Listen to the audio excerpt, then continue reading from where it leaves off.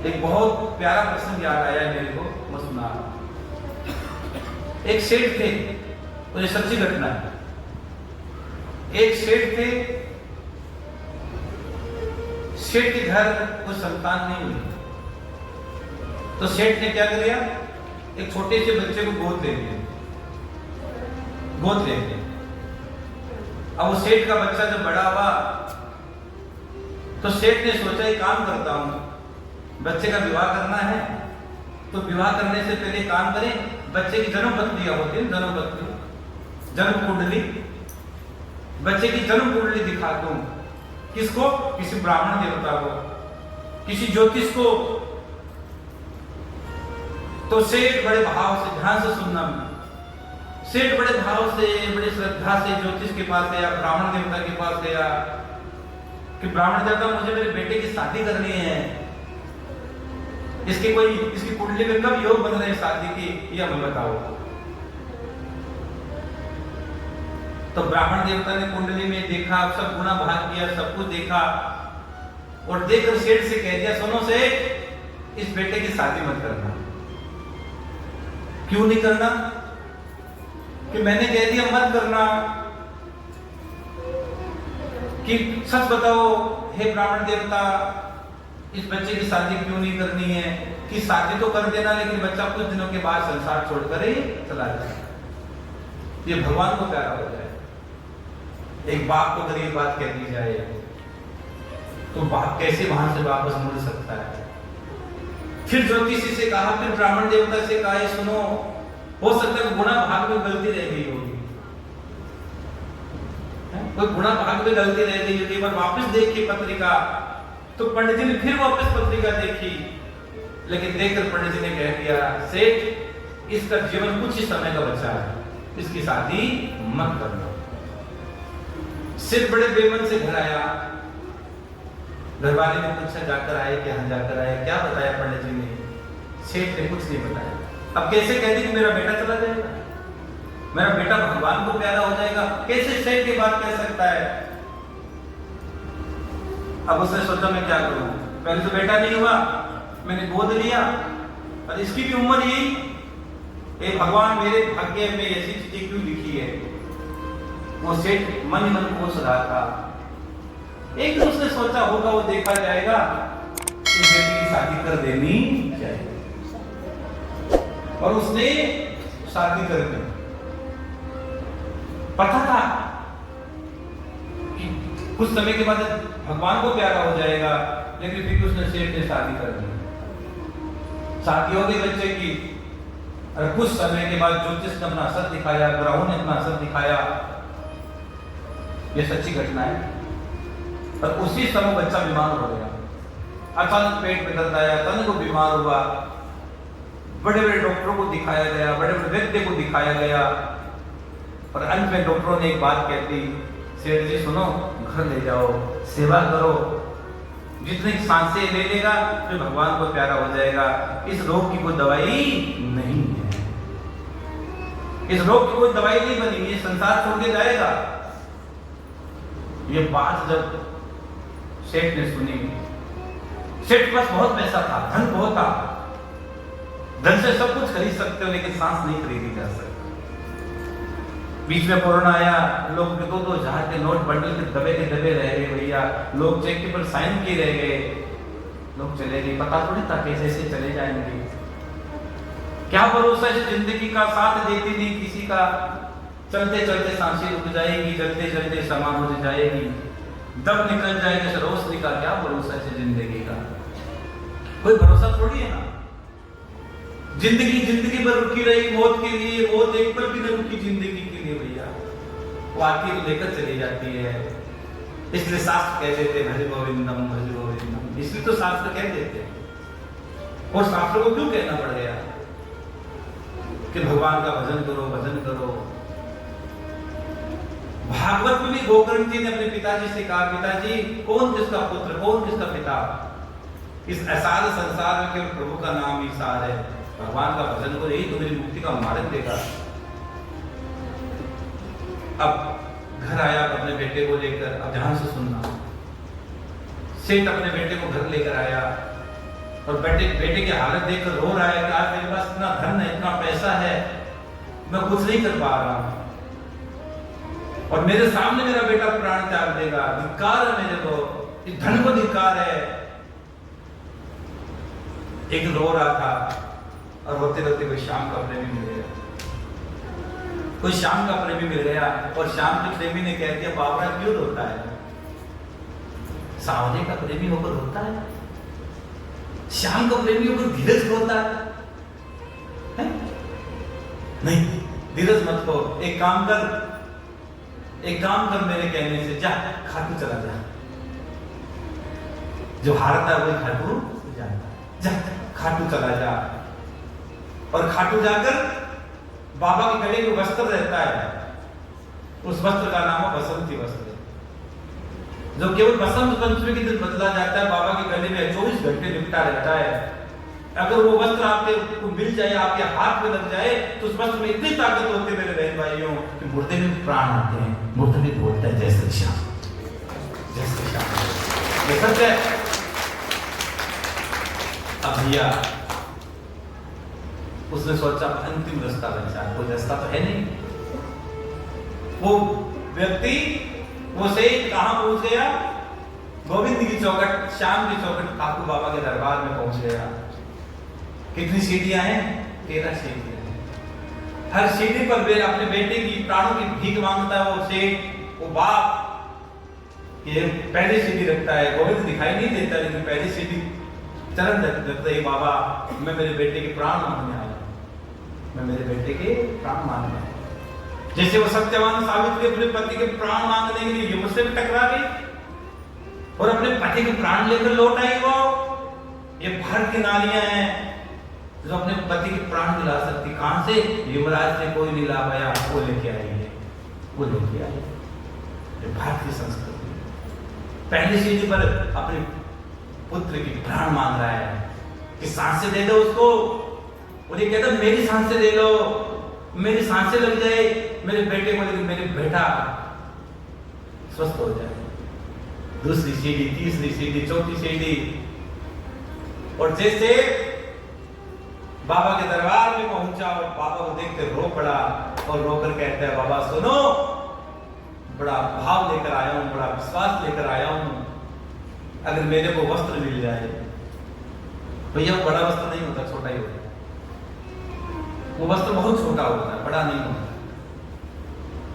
और किस्मत वाले लोगों को मिलता है। उसमें तो इतनी ताकत है, मैंने अभी बताया। वो शेख बड़े भाव से, आंखों में आंसू बह गया। सब ये तो जब भगवान के साथ मिलन होता है तो कुछ भाव अलग ही होता है भैया। श्याम के साथ मिलन होगा तो कुछ भाव अलग होगा। वो रो पड़ा से कि अगर तुमने मुझे दरबार में बुलाया है, या तो दरबार में बुलाया ही है, तो निश्चित यहां से कोई भाव जरूर होगा, मुझे कुछ जरूर मिलेगा, नहीं तो मैं यहां पहुंचता ही नहीं। इस दरबार में बुलाया है तो कोई बात तो जरूर होगी, मैं नहीं जानता, लेकिन किसी के मन में ये बात आई तो तूने तो मुझे बुलाया है। हाँ, बहाना कोई भी हो सकता है। सुदामा गरीब था ना, तो सुदामा से कृष्ण मिलना चाहते, सुदामा नहीं मिलना चाहता था। सुदामा ने तो कृष्ण की हिस्से की वो दरिद्रता नहीं थी, सुदामा के हाथों में तो वो रेखाएं थी कि जो कृष्ण के हाथ में नहीं थी। ये कथा आपने सुनी है कई बार। हाँ, तभी तो सुशीला से कृष्ण आए रूप बदलकर कि तेरे पति के मित्र है श्री कृष्ण, उसको एक बार द्वारिका भेज दे बाबरी, एक बार द्वारिका भेज दे। तभी कृष्ण के कहने पर सुशीला ने कहा था किसको? अपने पति सुदामा से कि जाओ एक बार तुम्हारे मित्र से मिलने चले जाओ। तब सुदामा गए। भगवान सब रूप बदल के आते हैं। नियम बात कोई भी हो, पर कौन से समय की माला तेरे काम लग जाती है, कौन से समय तेरे द्वारा किया गया दान, तेरे द्वारा किया गया पुण्य, तेरे द्वारा किया गया सत्कर्म तेरे जीवन में काम कर जाता है, पता थोड़ी है। क्या पता है? वो सेठ हाथ जोड़कर कहता है, बाबा मैं तेरे दरबार पर पहुंच गया हूं और आगे का काम तू जाने तेरा। वो कहता है, दीनानाथ ऐसे, हे दीनानाथ मेरी बात सामने को तेरे से आंखड़ भी चुरा कर जाऊं बाबा खटक हाँ मेरे मन में जो चल रहा है मैं क्यों तेरे दरबार में आया हूँ क्यों यहाँ आया हूँ तेरे से ज्यादा कोई नहीं जानता कि दुनिया तो देखने के लिए आती है और देख कर चली जाती है तू तो सच्चा है तू तो मेरी बात जानता है बाबा वो कहता है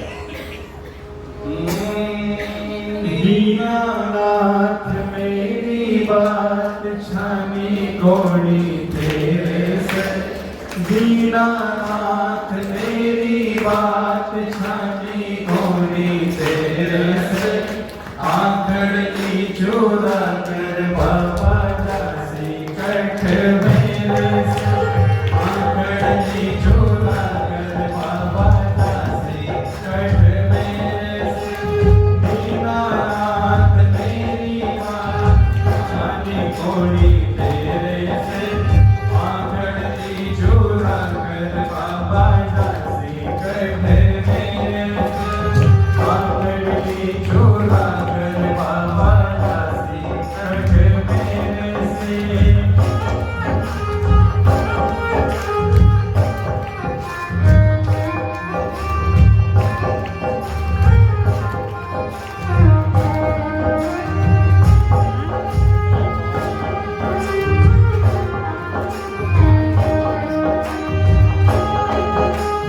हटो वाले शाम तेरी शरण में आ गयो हटो वाले शाम तेरी शरण में आ गयो शाम प्रभु रूप तेरो नैना में समा गयो शाम प्रभु रूप तेरो नैना में समा गयो बिसरावे मत बाबा हर मानी तेरे से बिसरावे मत बाबा हर मानी तेरे से आंखड़ी चूरा कर बाबा जैसे कठ मेरे से आंखड़ी चूरा कर बाबा जैसे कठ मेरे से दीनानाथ मेरी बात छानी कोड़ी तेरे से आंखड़ी चूरा कर बाबा दासी कठ मेरे से